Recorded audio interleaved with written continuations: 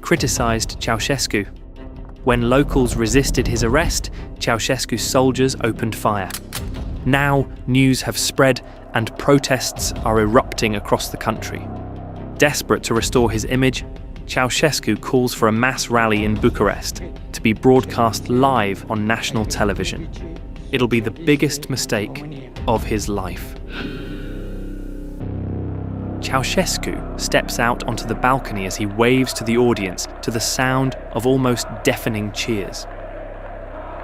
But something's off. Almost everyone in the crowd is standing completely still, except for a few people in the front rows.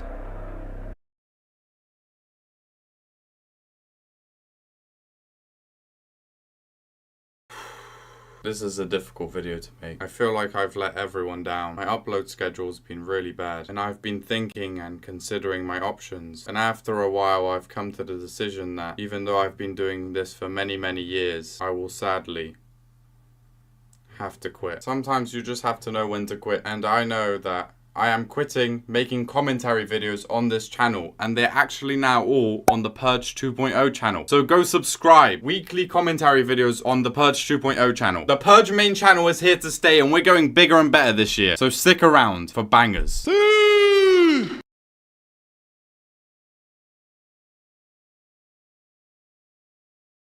New file. Missing? Have you seen this person? $100 million reward, missing since 1300 BC. They must be out there somewhere. I have to find them. Let's go.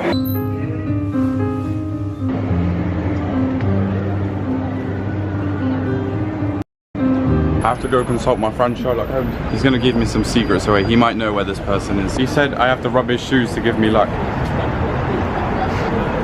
Oh, yeah. You've seen the missing person. No. He said you're fine. Yeah. You. I'm gonna get to the test. We have to put a missing poster up so people know.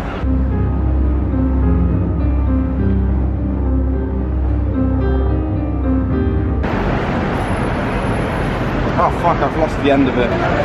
No! Hello. Hello. Have you seen them? Not yet. Not yet. Not yet. Not yet. 100 million. 100 million there. Okay. Thank you. We got the public's interest. What we need the public to get behind this. We really need to find this person.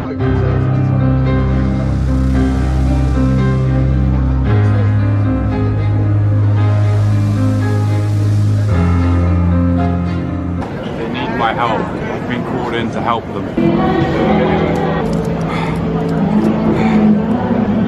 Even though we're in freezing temperatures, we're still looking for the missing culprit.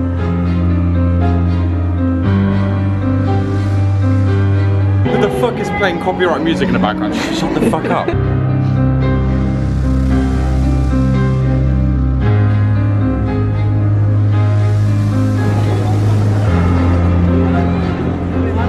It just stinks of piss in there.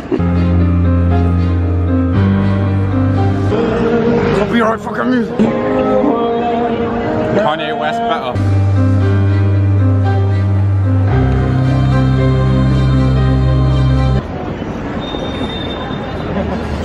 Now she has a photo of me in the camera. What is going on over there?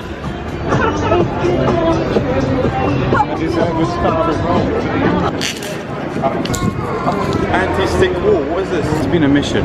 No one's helping me out. I've danced with the SpongeBob man and he didn't even care about me.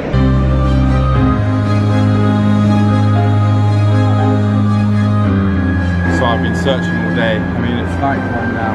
It's been hours since I've been on my journey to find who cares. I've come to the conclusion and I found out that no one gives a shit. Shut up.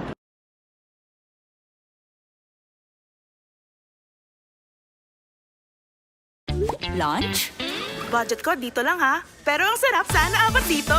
Got you! All new Jollibee Chicken Filet. So meaty! So saucy! 69 lang. How can you help nurture higher intelligence? Give your child EnfaGrow A+ with MFGM and the highest levels of DHA to help build faster brain connections. This should work. EnfaGrow with MFGM helps support higher intelligence for your A+.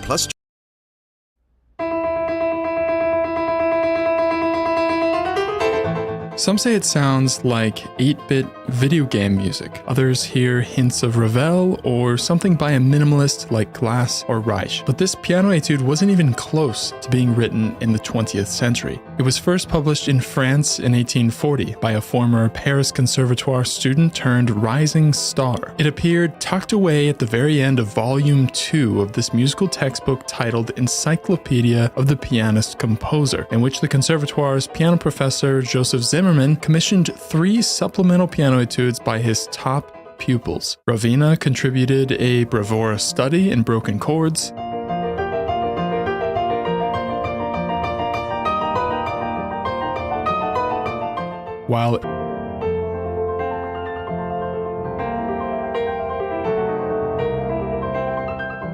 But then there was Alcan's. His piece was brutally percussive, obsessive, mechanical, and it might just be the most bizarre etude of the 19th century. Pianist Mark Weiner, the first person to commercially record this etude, calls it by far the most striking in the whole book, describing it as a bruising study in chord playing that is so screamingly outrageous that it would feel more at home at an Ibiza rave than a Paris salon.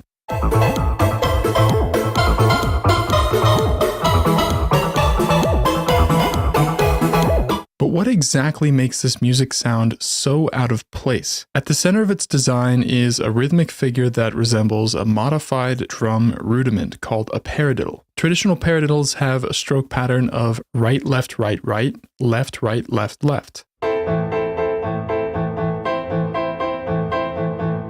But Alcan's version shifts the doubled note to the front. This rhythm drives the piece forward with relentless energy throughout, significantly testing the pianist's endurance. What's even more special about this rhythm, though, is how Alcan used it to create an organic melody, whereas the more traditional etudes by Ravina and Prudent clearly separated the melody from the accompaniment. Alcan's begins more like a harmonic progression with a vague melodic profile. But then he does something special, shaping a clear melody between the 2 hands while somehow giving the illusion of a single voice.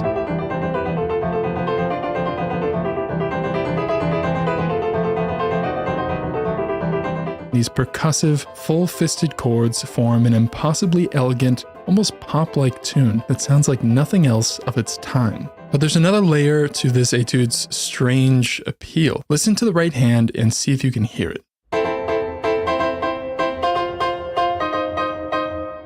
The accent pattern of the driving rhythm resembles a tresillo, a 3-note syncopation common in Afro-Caribbean and Spanish music, and a staple in jazz and pop genres today. Now, this could simply be an eccentric quirk of Alcan's strange musicality, but it's worth mentioning that in 1834, he became close friends with one Santiago de Masarnau, a Spanish composer whose correspondence with Alcan spanned 4 decades. Could Masarnau have introduced Alcan to Iberian rhythmic ideas like the tresillo? Maybe. We know that Alcan later wrote at least 2 Basque-inspired dances called zortzicos, and he played with some asymmetrical meters in various impromptus. Intentional or not, Alcan's etude projects an exotic rhythmic profile that sets it sharply in relief from the music of his immediate environment. One of the most common reactions to this etude is astonished disbelief. Many listeners on YouTube describe it as ahead of its time in some way. One commenter drew comparisons to Alcan's later etude Opus 35, number 12, and another to the beginning of Ravel's Ondine. Others go further, likening its inexhaustible energy and machine-like repetition to 8-bit video game music, and I agree with this one in particular. Surprise sarap! New Carnation Everyday Creamer. Surprise sarap sa presyong abot kaya. 39 pesos lang.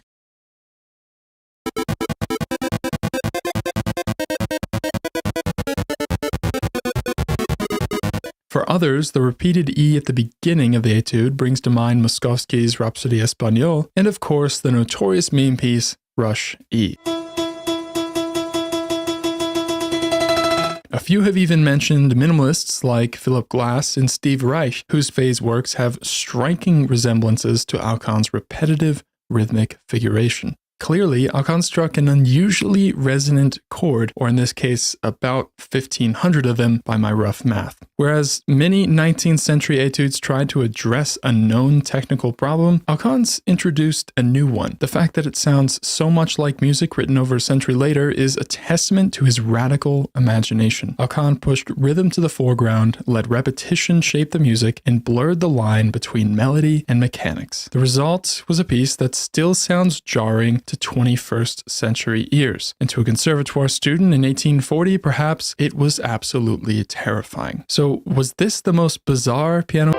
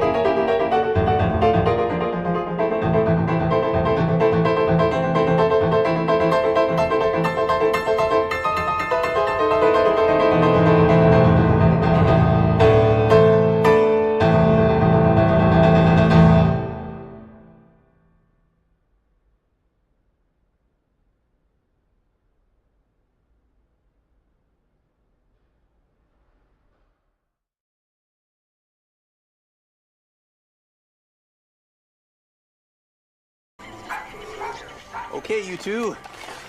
There's your new home. What do you freaky frogs want? Excuse me. Hi, hello. I'm Roy. I'd like to welcome you to our little pet store here, if you know what I mean. Mosquito. Oh, I get it. Personal space area. Okay. Well, we'll all remember that, right, gang? Hey! Chill, man. Listen up, yous guild geek. Comprende? You know, I think you're under a lot of stress. Am I right about that? I bet I am. Huh? That's it. I'm gonna slug you so bad even your heart's gonna get hurt. Now, where was I? Oh, you were gonna hurt my hurts, I believe is what it was. Oh, yeah. I'm gonna stomp you, moidurize you, pulverate you, and then I said you mean. Stand still. Push you.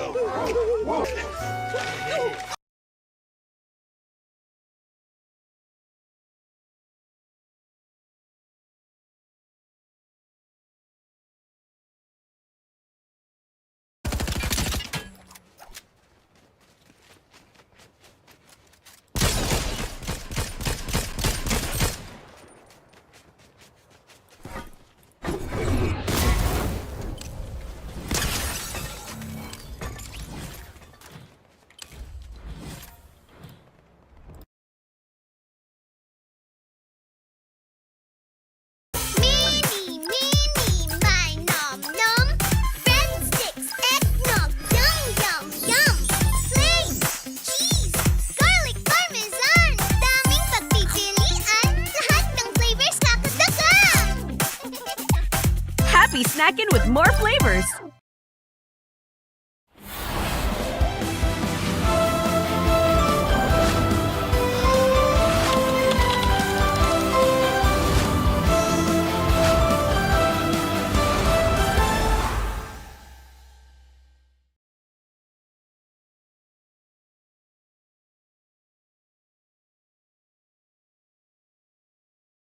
This video was made possible by Skillshare. Get unlimited access to over 25,000 classes for free for 2 months by signing up at skl.sh/reallifelore26. The odds are that if you're watching this video, you're probably doing it alone or in a pretty small group of friends. You're probably watching this with a reasonable amount of privacy around you, but what if you were suddenly teleported to the least private and the most crowded place in the world and were forced to live there? What would your day-to-day life end up being like? Currently, the most dense concentration of people you can find anywhere in the world is here in Mumbai in the Dharavi slums. 700,000 people live here, packed together into just 2 square kilometers, which would be like shoving the entire population of Alaska down into just 2 city blocks. Life in Dharavi is harsh, but it's not the most crowded settlement in human history, and therefore it's not where you're getting teleported to. As recently as 1993, the title of the most crowded place on Earth belonged to a tiny-sized settlement in Hong Kong known as the Kowloon Walled City. With nicknames like the City of Anarchy and the City of Darkness, you know that it's about to get pretty wild, but before we get too crazy here, you need to first understand this. The population density in New York City is only 10,431 people per square kilometer. The density of people in Dharavi is more like 277,000 people per square kilometer, over 26 times more dense than New York. Kowloon Walled City, on the other hand, was more like 1.9 million people per square kilometer, 182 times as densely packed together than even New York.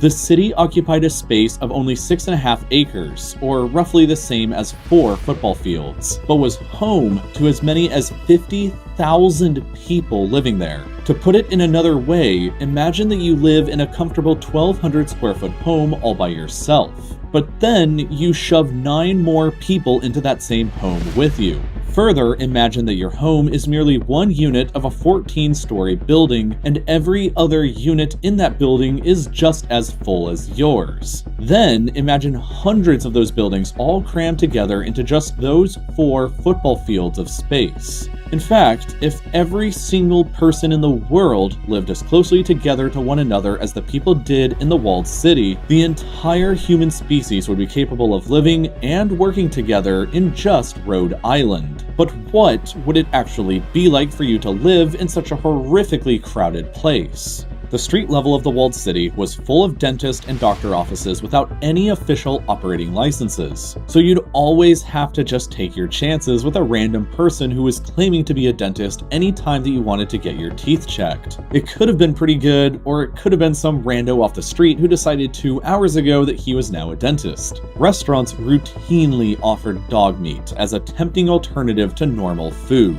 all without any adherence to sanitation regulations. Dozens of alleyways on the ground inside the interior of the city connected each side and the living units deep in the dark interior that lacked any windows. These alleys were only between 3 and 6 feet wide, and you would have to carry an umbrella with you to shield yourself from the drippy water pipes and people throwing garbage out above you. The alleys were almost permanently dark since the unbelievably dense slums above blocked out most of the sunlight. The walled city was essentially the world's largest squatter camp without any official government services or even laws, and it developed a nickname, the City of Anarchy. As the population began to skyrocket from a few 100 up to tens of thousands. Both the British and the Chinese governments grew reluctant to interfere with the weird situation and carried out a very hands-off approach with regards to the city. This is how random people could claim to be dentists. Chefs served dogs in their cafes, and why nobody knew what to do with their garbage. So they either threw it out of their windows or hauled it up to the roof to be abandoned forever. Since the official government rarely intervened in whatever happened inside, the walled city became increasingly attractive to the people whose society frowned upon, like gangsters, pimps, drug dealers, sex workers,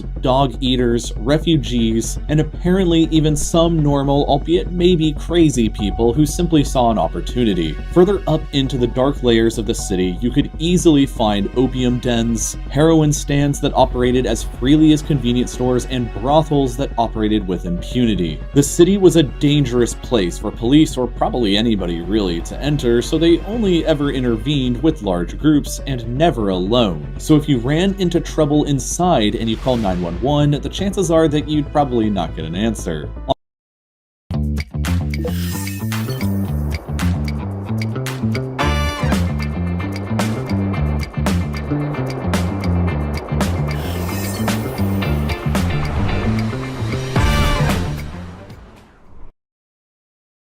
Ang bagong Lactam 3 Plus, may dagdag DHA, tulong para dagdag galing. Para sa batang Vivo Plus.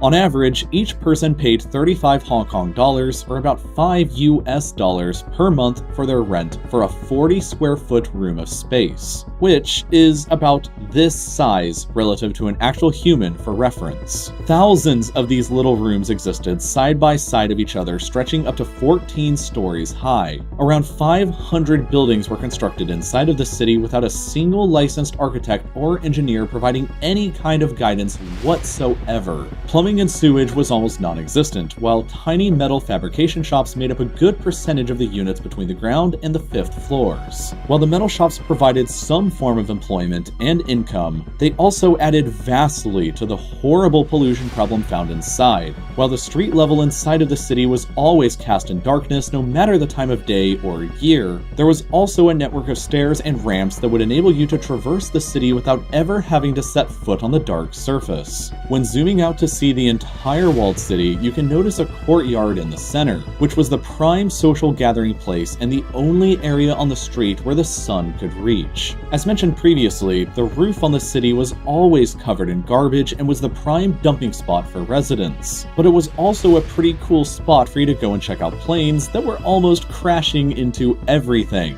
You see, the walled city was located only half a mile away from Kai Tak Airport, and planes landing there would routinely fly just over the city before landing, which contributed to enormous noise pollution. The camp was originally built out across the ancient walled city's borders on the street level, but as space ran out on the ground and more people were coming in all the time, they began building structure after structure on top of those old ones. The residents realized, though, that building higher than 14 stories could result in the airplanes that were landing over at Kai Tak to collide and kill all of them instead, so yeah, nobody ever built anything above that. Life inside was dark, dirty, cramped, loud, and often violent. But a lot of people seemed to actually enjoy it since it kept attracting more and more people over the years. Your life inside would be guaranteed to be radically different from the life you know now, because there isn't really any place on the earth that's quite like what the Kowloon walled city was like. Unfortunately, you no longer can visit unless you have a time machine, because the city was finally demolished by the Hong Kong government in 1994 after it became just too awesome for them to handle. All that we have left of the city today is a really lame park where it used to stand, but we thankfully have a lot of amazing photographs that people took of it back when it used to exist, like these that give you some kind of sense of what it used to be like. However, there is a pretty wacky arcade in Japan called the Anata no Warehouse in Kawasaki that's created a faithful, multi-level recreation of part of the walled city, so that's probably your best chance of getting to experience what I just talked about in this video. If you end up going there, one of the first things that you'll probably want to do is take pictures. And luckily, there's a class on Skillshare for that. Professional photographer Dale McManus teaches this fantastic course, which walks you through the process of taking professional quality photos on your iPhone for whatever you want to take pictures of. This is just one of over 25,000 classes on Skillshare, which each teach you something that you can use for your career, your school, or just for fun. A few more that I would recommend are the Productivity Masterclass by Thomas Frank, Motion Graphics from Kurzgesagt, and Storytelling 101, all of which you can download offline on the iOS or Android apps. You can learn from any of these more than 25,000 classes entirely for free for 2 whole months by signing up at skl.sh/reallifelore26, and then it's only $10 per month afterwards. You'll be directly supporting Real Life Lore as well, and as always, thank you for watching.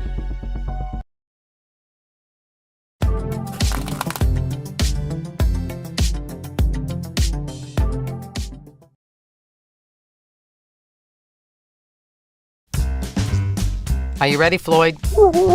You got 30 seconds on the clock. Ready? Go! Well, that's good, but not quite what I was looking for. Where did that come from? Come on, try again. You can do it. Nuh-uh. Still not right. No. Again. Nope. Come on, tick-tock. What? Floyd, are you even trying anymore? Sheesh, not even close. Oh, time's up. Better luck next time, boy. Okay, I'll give you the bone anyway. Just make sure you bury it outside this time. Oh, you know exactly what I'm talking about.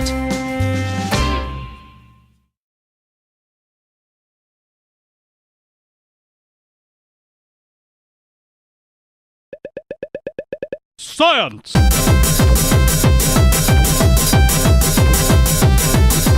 But what is science? Is this science? Is this science? Thanks to science, we have in fact discovered that this is science. Right, mate, want to buy a box? Keep it down, you joke!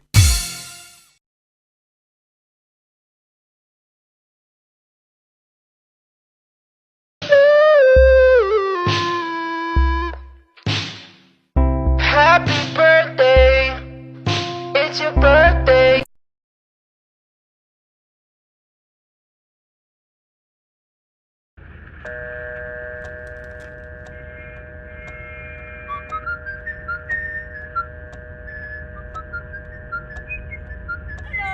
What are you looking at?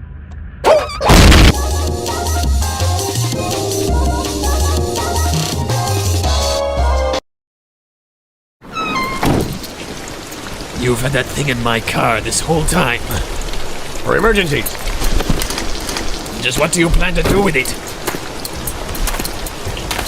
I'm gonna use it to jump across this ravine. You really have lost your mind, haven't you? What? I've done it before. Put that down before you get us killed.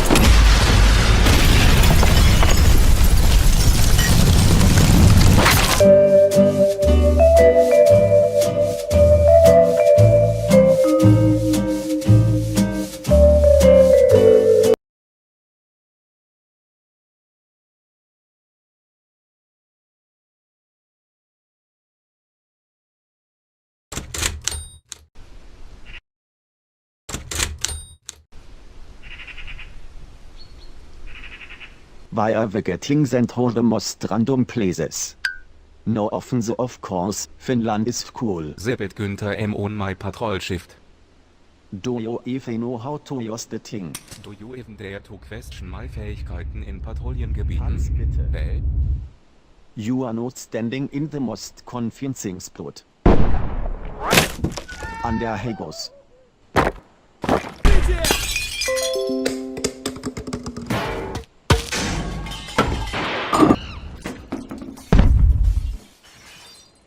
Well, congrats you the new Hans now.